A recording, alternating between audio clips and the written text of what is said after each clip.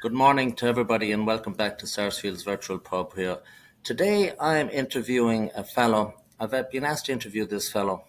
He has been involved in a little bit of difficulties, legal proceedings, etc. And it is a family dispute, I guess, among other things.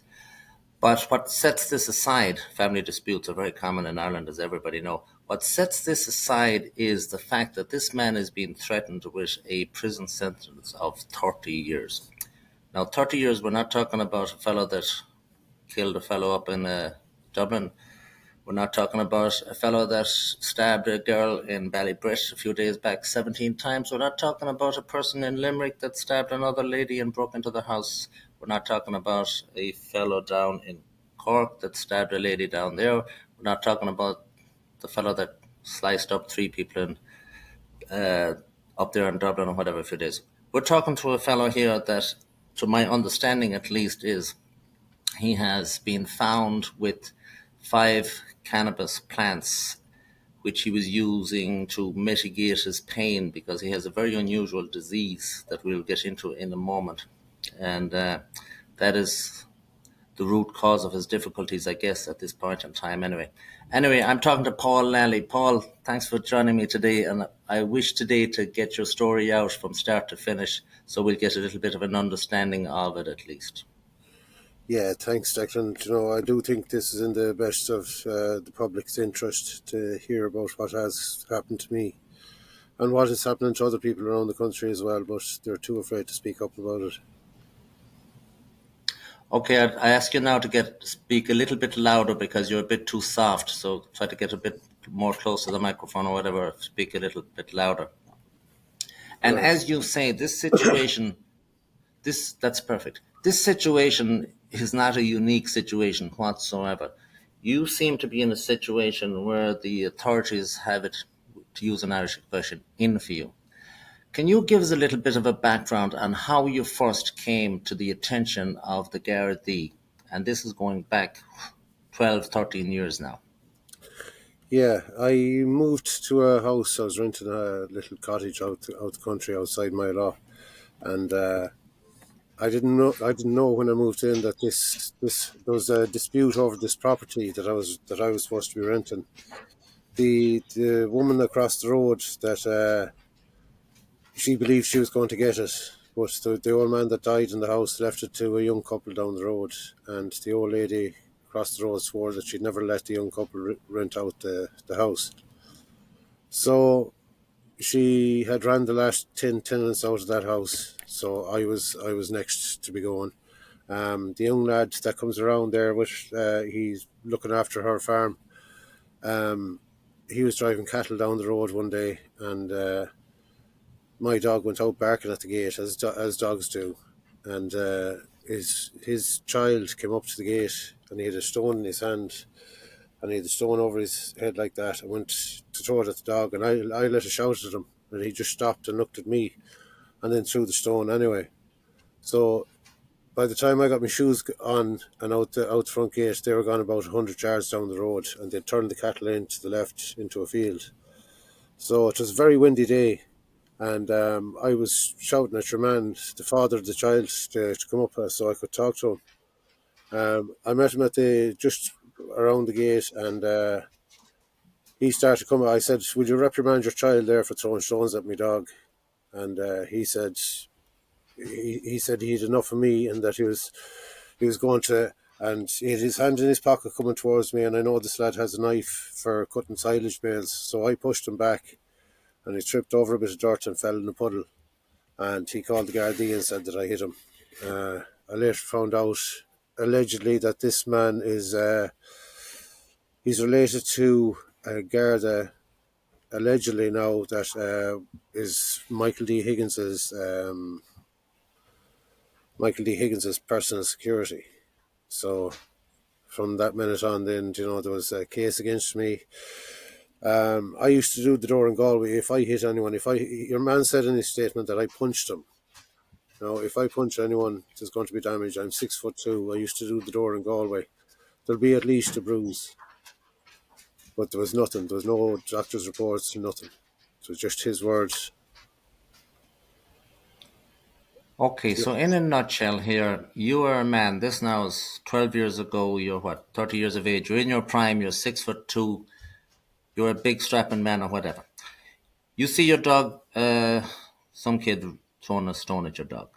No big deal in the bigger scheme of things. So you put on your shoes, you went out your door, and to describe it in an Irish situation is you wanted to go over to the father and give out to him and say, hey, stop your young lad throwing stones at the dog. That was your intention. Now, this fellow, of course, you were concerned about this fellow. He came towards you, he got into your space, you pushed him back, he fell over, and that was the extent of that situation that day. Yeah, yeah, that was Very it. good. Well, that happens all the time. Yeah, I just Now, wanted there to. is an old saying. Yeah, go ahead. Go ahead. Well, we're going to just have a little bit of a break here because I have a reverberation coming on. Okay, so we're going back. So that was the incident that got you on the Gardaí radar scope back in the year 2012. There's a saying now that's become popularized to explain a lot of tragedies in Ireland. They say, oh, person, you're just in the wrong place at the wrong time. Well, if any situation was you're just in the wrong place, you just got caught up in some foolish dispute where somebody left a house to somebody else down in my law. The other person is not happy. They're trying to make the tenants who happen to move into that house their life misery, obviously, so they will move out. So the person that owns the house will just give up. That's the situation down in my law, and that is the year 2012. That was 2013 or 14, I think. Yeah, Yes, well, it was about 10 years ago anyway. yeah, yeah. Now, about this time as well, you were diagnosed with an unusual disease. I must admit, I never heard of it myself, called sweet syndrome. And if my understanding is correct, and you can correct me, is that this disease actually might progress and be into full blown leukemia or some other blood cancer like that. So it is a serious disease. But also, from my understanding, is that they really don't know too much about this disease. But the bottom line was that you were in ill health. Yeah, yeah, yeah. It's terrible, like, I have an awful lot of symptoms. Like, it's a wide range in illness, like, from inside the body to joints and muscles and everything. And this caused you pain and grief, needless to Yeah, say. yeah. So it's hard for me now to sit up here and talk to you, like. Now, while all this was going on, your father at this stage of the proceedings, he was alive and he decided to give you a little patch of land or whatever to build a house for yourself so you could become somewhat independent or whatever. So you went ahead and you built this house. But it would seem that the, the land itself was never titled or deeded over into your possession. But it didn't seem to be a big deal at that stage. But needless to say, it later became an issue. Is that correct? Yeah, yeah, So when your father passed away, one of your siblings, for whatever reason, decided to remove you from the house. Can you tell us what happened from that point on? right. I was over in England doing me psychiatric nursing. I was just about to start my training as a nurse, and I came back to Ireland. My father had a heart attack. After he had the heart attack, I said I was going to go back to England, and he said, no, to stay here, we're going to build a house. The house was built. We knew there wasn't enough money to finish off the house, so we said we'd leave it until I could afford to finish off the rest of it myself.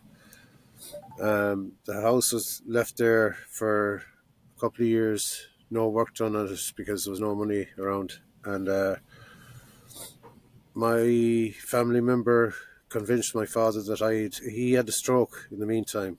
And one of my family members convinced him that I had left Ireland and I wasn't coming back, and to sign over the house to her. So that's how all this started.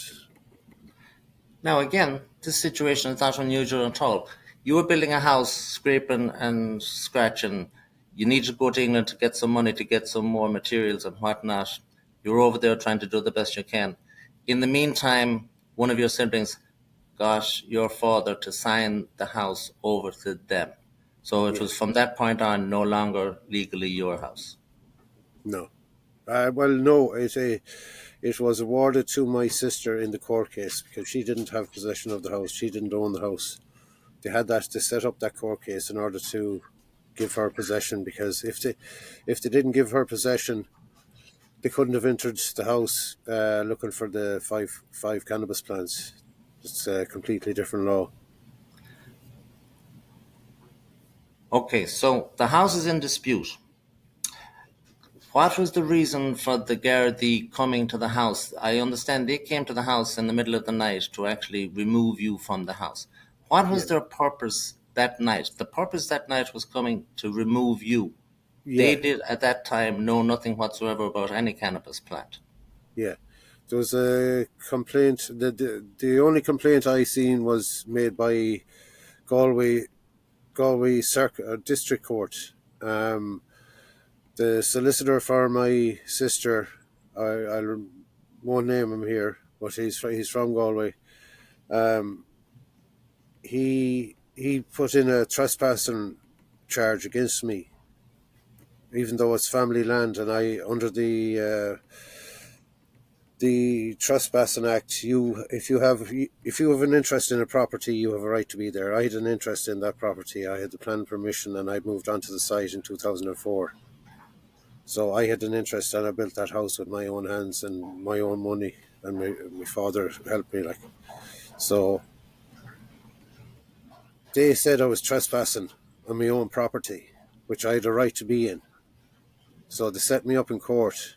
There was no Garda investigation into whether I was trespassing on the property or not.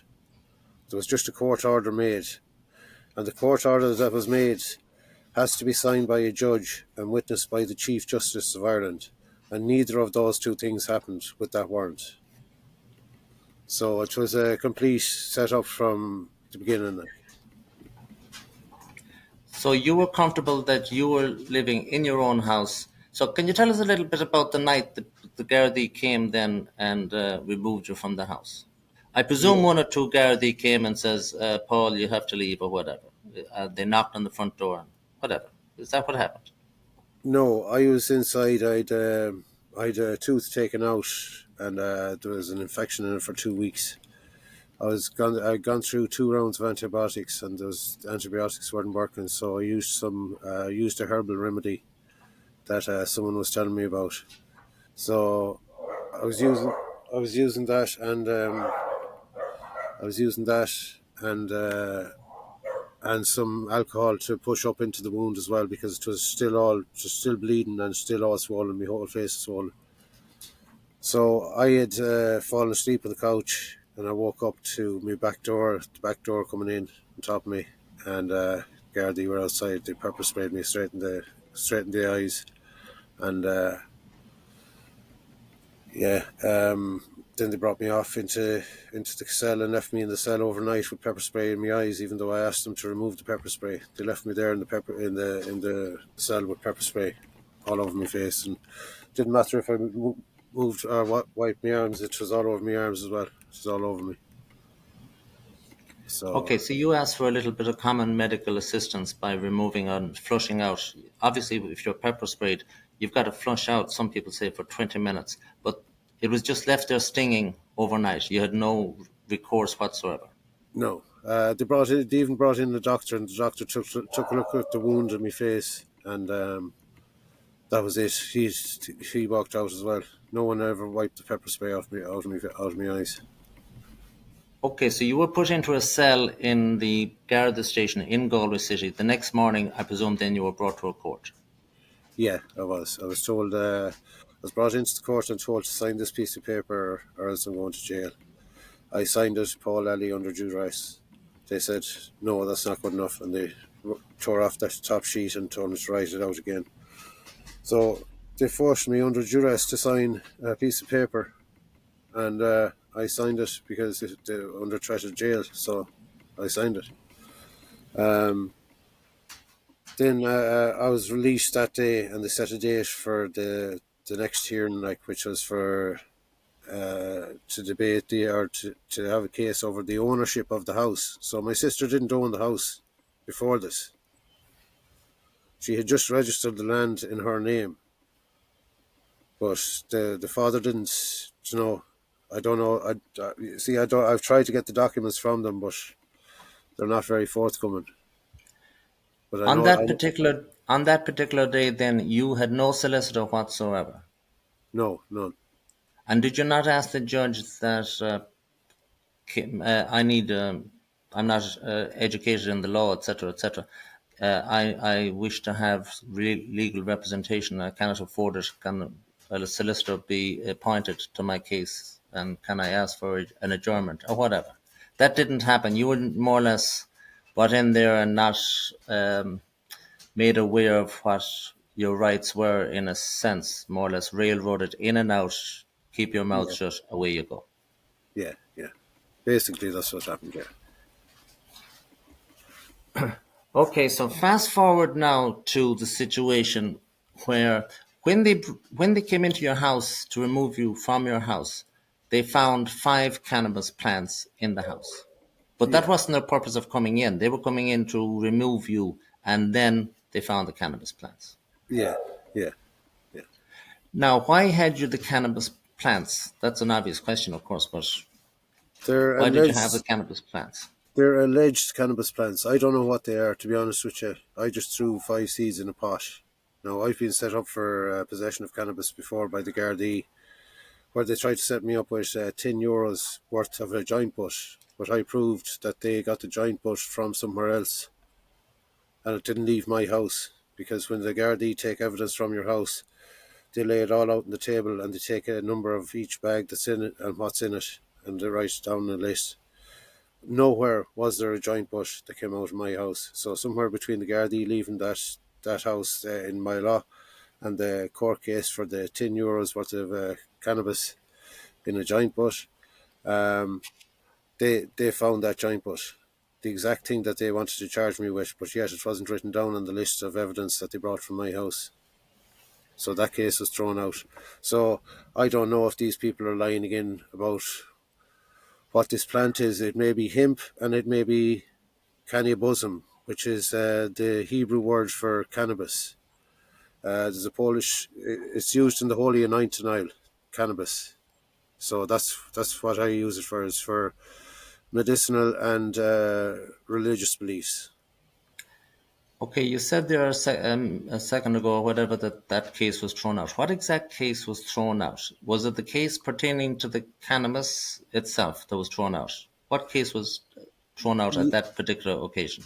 This was back in I think 2015. The Gardaí came into that same house down in my law where it all kicked, where all this trouble started. Um, That's the case there. That was in 2015. They came into my house with a search warrant. They didn't find anything, but yet in the court case, they were charging me with a giant butt that wasn't found in my house, and I proved that in the court case. So it was dismissed. But this one, they're trying to give me for these 5 plants. The Garda himself said that the plants are not of a commercial value. They're of such low grade that they're not even resaleable. So I've been charged with possession with intent to supply and cultivation of cannabis. The possession with intent to supply, I was told by my solicitor, he said, "Do you realise that carries a 30-year jail sentence?" And I said, "Are you serious?" And he says, "Yeah, that's what it costs. What people get like for that's the maximum, like, you know." But you can hear him talking about it there in the recorded audio that I took in the courthouse. They're blatant. They're blatantly bullying me into pleading guilty again this time. But I knew they were going to try and do railroad me some way. So I told my solicitor I was recording them, and I recorded them, and it's all there in the audio. Now, was there a little bit of a time interval between the time they came into the house and discovered the 5 plants and actually when they got back round to charging you with possession and possibly distributing the plant? Yeah, they came into the house in 2018, in February 2018, and they didn't charge me until I think 2020 or late 2020 or early 2021. So there's about 3 years for them to two or 3 years for them to make up their mind whether they were going to charge me with a 30 year prison crime. You know, that seems a bit odd to me. Like, Well, it most certainly does seem a bit odd because with COVID going on, with a lot of crime going on, with Garda resources being stretched to the limit, keeping people within restrictions or whatever, they still had time, 3 years, to concentrate on you with your five cats. yeah, Now, coming up to the most recent events, you no longer have the legal representation that you had throughout the majority of this process. Those that solicitor and that barrister no longer are representing you. Are you trying to get some fresh representation, or have you asked the authorities to have a solicitor provided to you? I've seen the last judge. I've seen him about between 10 and 15 times. This is on the circuit court. I've seen the same judge about 10 or 15 times in the circuit court. I've asked him each time, each of the last 5 times I've gone in there because my solicitor and barrister couldn't represent me because of the allegation I made against them, which they denied, but they said that it was because of the recording. You know that it's an illegal recording, and I didn't have their permission. But I have an email there from my solicitor stating that he knew that I was recording them. So, sorry, what was the question again there? So I can just finish off I'm that just point bringing it there. up to the present situation now. What is your present situation? We have followed the story. You have no longer have the Yeah. original solicitor and barrister. Now I'm asking that have you approached the judge and requested that a new solicitor be appointed for you who you would hope to have your best interests at heart? Because at the back of your head there seemed to be a doubt as to whether your legal team were working in your best interests or whether they would just having the system grind on as smoothly as possible onto the next case, onto the next job, onto the next week. Yeah. My solicitor and barrister stood up the last time I seen the two of them in the court, and they said they could no longer represent me. And I've been asking the same judge that on the circuit court for the last 5 times I've seen him for legal representation. I've told him I'm very ill and I can't concentrate. I forget things that I want to say, and I can't. I'm not able to defend myself in court, and he's flat out refused to appoint me legal aid. I've rang every solicitor they give you a list from the criminal legal aid, and I've rang nearly every solicitor on that list. I'm sure I have rang 90% or over 90% of them, and each one of them has refused to take on my case. It's so corrupt, right from going back to 2013 up until now, and I believe it's from exposing certain things about the government. You know, they're retaliating against me. They took my house off me. They destroyed my family. They put me in prison for 2 months. You believe to be a marked man. Yeah, yeah, yeah, yeah. Yeah, specifically because of the stuff that I'm exposing around the place. Like, I'm exposing government corruption and the National Cancer Institute fraud. I've exposed that to Dr. Leo Varadkar in 2016 when he was the Minister for Health. I showed him all the information I had on the National Cancer Institute, and if you want me to share that with you, Declan, I'll pass the links on to you later on. Do you want Yes, to you ask? can pass that on to me later on, but for the moment it's a bit too complicated for your case. To sum up your case this far anyway, you are now in a situation where you cannot find any legal representation at all. No, no. nowhere in the country, nowhere in Now, Northern Ireland. before I forget about it, you mentioned there about being in custody for 2 weeks or 2 months or whatever. In your medical situation, um, did you have adverse effects or did you grow ill while you were in custody? And did you get treatment or were you in a bad situation in custody? Yeah, I was in a bad situation. I was left without my medication. I take herbal remedies that I get myself outside that are not available on the drugs repayment scheme or from any doctor. You know, you can't get these herbal remedies. So when I went in there, I was denied access to my normal medication. Um, I was seen by a doctor within the first week I came in, but about 2 or 3 weeks into the prison sentence, I got an infection in my ear. And I went up to you're supposed to put your name down with the prison officer that's writing down what spoons and forks you're taking out and all this stuff there. You're supposed to ask him to put your name down. For 3 or 4 days, I went up to this man and asked him to put my name down. And because I kept coming back to the cell, and I was telling you about what I used to do in the cell with my head to relieve the pain. Will I mention that here? Yes, you can mention it. Of course you can. Yeah. You were before you even start. So this pain was actually intolerable, and not only were you in physical pain, but you could say that you were in sort of mental anguish as well because you weren't getting the fair treatment that you needed, whether it's herbal, whether it is any sort of a pill whatsoever. That's not for them to decide. You need to get treatment. You're in agony. So how did you relieve the pain in your situation in that at that time? Yeah, they were giving me. Well, this is before I got any medication. I was banging my head against the wall because my brother was a nurse in the hospital, and he was telling me about old war stories that he'd heard of, where if someone had an infection in their arm, they'd bang their arm off the wall because it had released so much endorphins into the brain, and the pain in the brain wouldn't register. It'd be so much that it would stop the pain for about 10 or 15 seconds.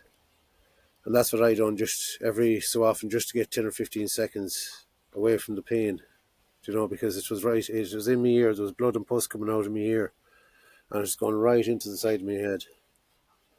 That pain was the worst pain I've ever felt in my life. I've had many broken bones, but that pain, and I've had many abscesses on teeth. Like I've had two teeth that are loose here at the back now. One of them has been rattling around for the last 3 months.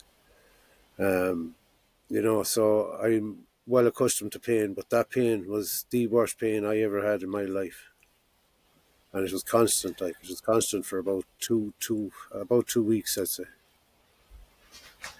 Well, it appears to me that you're not getting legal assistance and you're not getting medical assistance, both physically and mentally, and every Yeah, single. Uh, you've just been thrown aside. That's a sad situation when so much resources are made available to everybody else, except an Irish fellow, of course.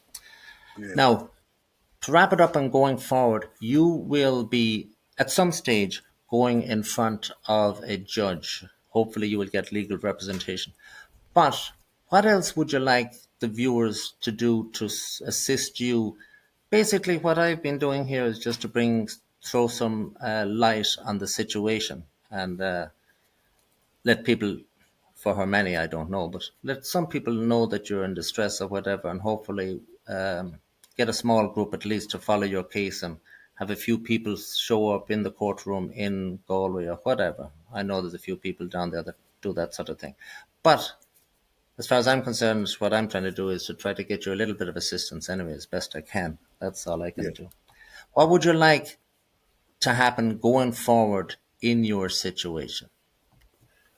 To be honest with you, I started this journey to expose the National Cancer Institute, and all that's happened to me is, I believe, retaliation for my goal and exposing the Irish government for the frauds that they are and how many babies they've killed knowingly with cancer over the years since 2016.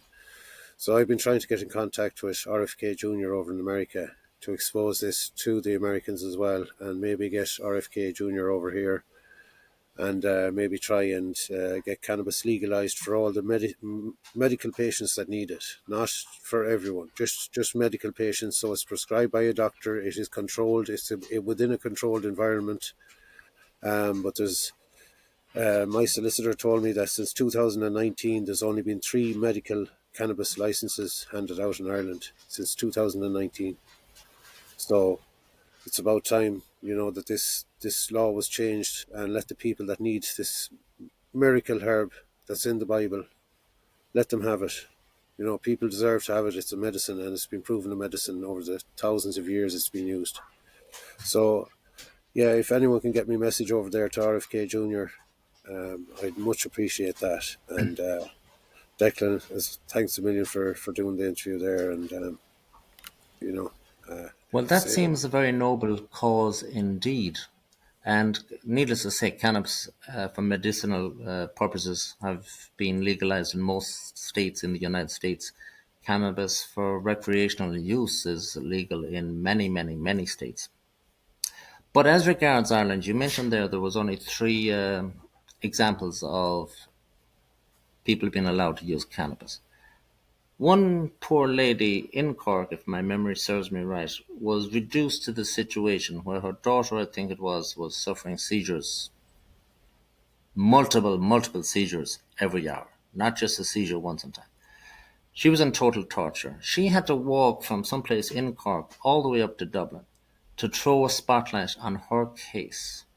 The spotlight was so great and so bright that those people up there in Dublin were forced, needless to say against their will, to make an exception in her case and allow her to get the medication that did result in her daughter being reduced from her pain. That was almost like a miracle. You mentioned the Bible there.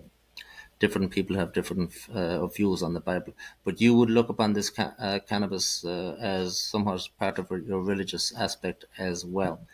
But now, the lady in Cork was only just one example out of a total of 3. I'm not familiar with the other 2, but that was the one I am familiar with.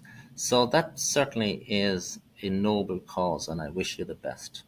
Now, before we part on and finish up here, uh, any last final parting words aside from the fact that you are striving to get relief for many that's in similar situations to the lady in Cork and indeed yourself as well? yeah, yeah, look at my life has been turned upside down. The courts, it's obvious from the audio there and the fact that I've been seeing the same judge for the last 10 or 15 times in a row on the circuit court. It's obvious these people are trying to set me up. The judge in the court case said that he'd heard both sides of the argument. There's been no court case. There's been no court case whatsoever. And I went into him on the Tuesday before the day of sentencing. And I said, where is this court case? I didn't attend any court case. I said, what date did you have it on and what time? Because there was no court case. So I had to cross the border into Northern Ireland for my own safety, from my own government, from my own courts, from the Gardaí, from the people that were supposed to be protecting me and helping me. And I had to run from my own government. Now I have to claim asylum on my own island. It's ridiculous what they do to people, and I think this should be known to everyone out there that this is what they're doing to people that speak up. So we need your help there in spreading the story. These people have a lot to answer for. So let's hold them to account, and let's get the laws changed there so we can alleviate or cure 70% of illnesses. That's what cannabis does. And not only that, but there's 25,000 different uses for that plant, from making hempcrete to clothes to processors for computers. It's endless, but they're keeping it from us because they don't want to see us. They don't want to see us progress. All right, well, that sums up the situation pretty good. and we hopefully will have an update in a month or whatever, and we'll keep an eye on this case. And I wish you all the best, Paul. Thanks for coming on, and that's a very sad and interesting story, but it's not a unique story. It's happening all too often. All Yeah. right, thank you very much. All right. Thanks for the interview, Declan. God bless. You're welcome, Paul. Thank you. Yeah. Good morning to everybody, and welcome back to Sarsfield's virtual pub here. Today I'm interviewing a fellow. I've been asked to interview this fellow. He has been involved in a little bit of difficulties, legal proceedings, etc., and it is a family dispute, I guess, among other things. But what sets this aside, family disputes are very common in Ireland, as everybody knows. What sets this aside is the fact that this man is being threatened with a prison sentence of 30 years. Now, 30 years, we're not talking about a fellow that killed a fellow up in Dublin. We're not talking about a fellow that stabbed a girl in Ballybrit a few days back 17 times. We're not talking about a person in Limerick that stabbed another lady and broke into their house. We're not talking about a fellow down in Cork that stabbed a lady down there. We're not talking about the fellow that sliced up three people in, up there in Dublin or whatever a few days. We're talking to a fellow here that, to my understanding at least, is he has been found with 5 cannabis plants which he was using to mitigate his pain because he has a very unusual disease that we'll get into in a moment. And that is the root cause of his difficulties, I guess, at this point in time anyway. Anyway, I'm talking to Paul Lally. Paul, thanks for joining me today, and I wish today to get your story out from start to finish so we'll get a little bit of an understanding of it at least. Yeah, thanks, Declan. I do think this is in the best of the public's interest to hear about what has happened to me and what is happening to other people around the country as well, but they're too afraid to speak up about it. Okay, I ask you now to speak a little bit louder because you're a bit too soft. So try to get a bit more close to the microphone or whatever. Speak a little bit louder. And Right. as you say, this situation, that's perfect. This situation is not a unique situation whatsoever. You seem to be in a situation where the authorities have it, to use an Irish expression, in for you. Can you give us a little bit of a background on how you first came to the attention of the Gardaí? And this is going back 12, 13 years now. Yeah, I moved to a house. I was renting a little cottage out the country outside my law, and I didn't know when I moved in that this there was a dispute over this property that I was supposed to be renting. The woman across the road that she believed she was going to get it, but the old man that died in the house left it to a young couple down the road, and the old lady across the road swore that she'd never let the young couple rent out the house.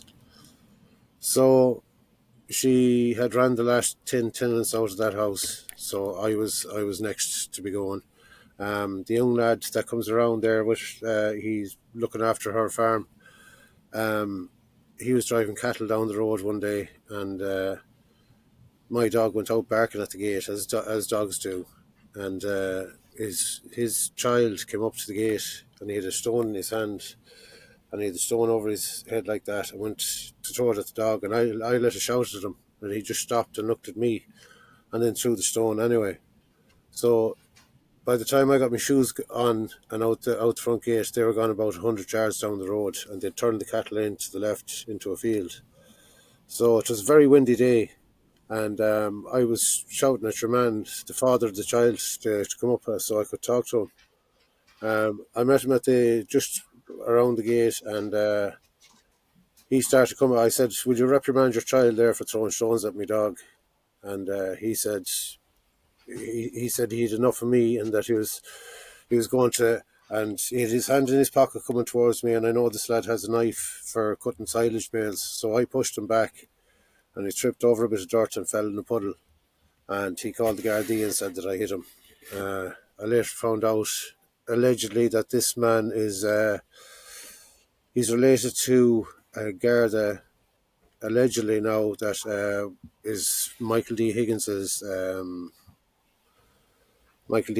personal security.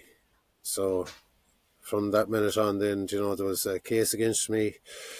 I used to do the door in Galway. If I hit anyone, your man said in his statement that I punched him. If I punch anyone, there's going to be damage. I'm 6'2". I used to do the door in Galway. There'll be at least a bruise. But there was nothing. There was no doctor's reports, nothing. It was just his words. Okay, so in a nutshell here, you are a man. This now is 12 years ago. You're what, 30 years of age. You're in your prime. You're 6'2". You're a big strapping man or whatever. You see your dog, some kid throwing a stone at your dog.